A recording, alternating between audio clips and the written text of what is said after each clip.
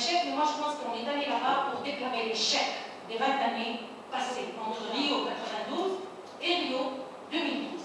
Pourquoi? Parce qu'effectivement, l'équation qui a été basée au départ sur la déclaration donc, de l'agenda national de Rio 92 et après donc, les objectifs du millénium, on ne les a pas atteints. L'échec, il est à ce niveau-là. Et si on veut aller, pour reprendre un peu les objectifs assignés au gouvernement, assignés au pays, c'est un peu l'équation et l'adéquation de l'environnement du développement durable autour de l'environnemental, du social et de l'économique. Aujourd'hui, ce n'est pas fait du tout.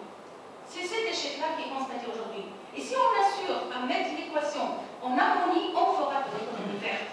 Donc là, on a sorti un nouveau concept, l'économie verte, etc. Mais en fait, si on arrive à pallier les trois domaines, on fera du développement durable, on fera de l'économie verte. Et ceci est dû à quoi? Il est dû, effectivement, aux mécanismes mis en place pour faire du développement durable. Et qu'aujourd'hui, tous ces mécanismes-là, c'est un constat aussi, qui ont démontré leurs limites.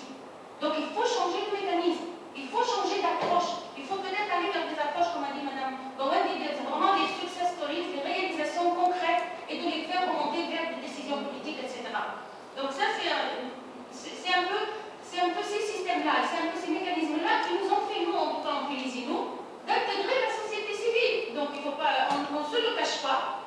Au début des années 2000, il y avait des bailleurs de fonds qui venaient investir ici sur des programmes environnementaux. Ils m'ont dit, oh là là, il faut que la société civile soit là. Et c'est comme ça que le ministère de l'Environnement de l'époque a mis en place un bureau ONG et a commencé à chercher à intégrer les ONG dans les programmes. Mais c'était vraiment pour dire qu'effectivement, on répondait à une clause dans les contrats et dans les systèmes, les mécanismes de financement. Il n'y a aucune contestation.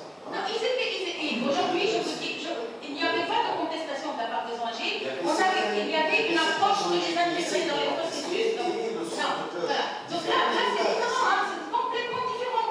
Donc là, on fait appel à des ONG pour les inscrire dans les programmes, pour qu'on leur donne un petit projet de sensibilisation de population et de séminaire. Donc, mais c'est arrêté là.